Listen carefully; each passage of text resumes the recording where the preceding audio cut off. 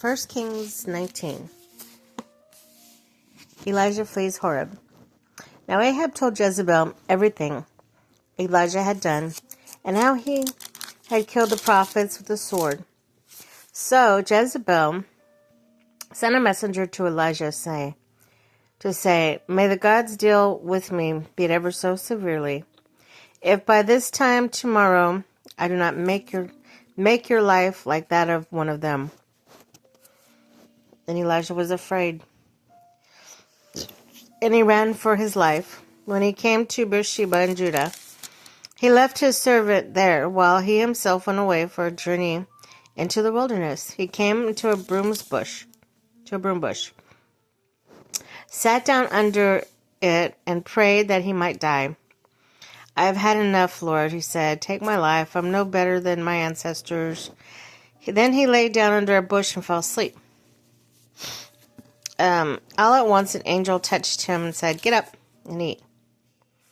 He looked around, and there his head was some bread baked over hot coals and a jar of water.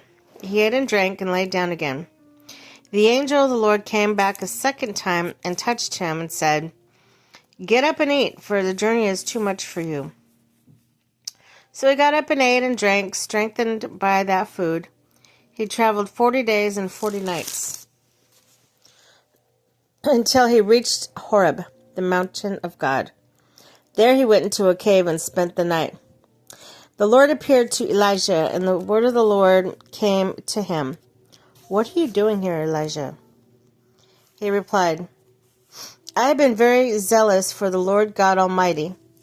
The Israelites have rejected your covenant, torn down your altars, put your prophets to death with sword.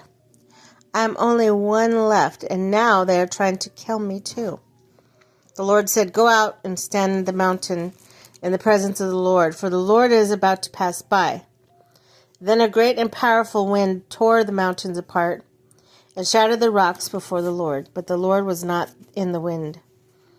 After the wind there was an earthquake, but the Lord was not in the earthquake. After the earthquake came fire, but the Lord was not in the fire. And after the fire came a gentle whisper. Then Elijah heard it. He pulled his cloak over his face and went out and stood at the mouth of the cave. Then a voice said to him, "What are you doing here, Elijah?"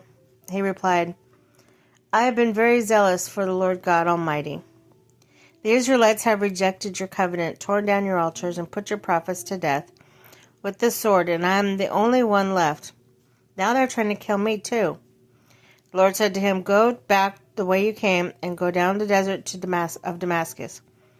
When you get there, anoint Hazael king over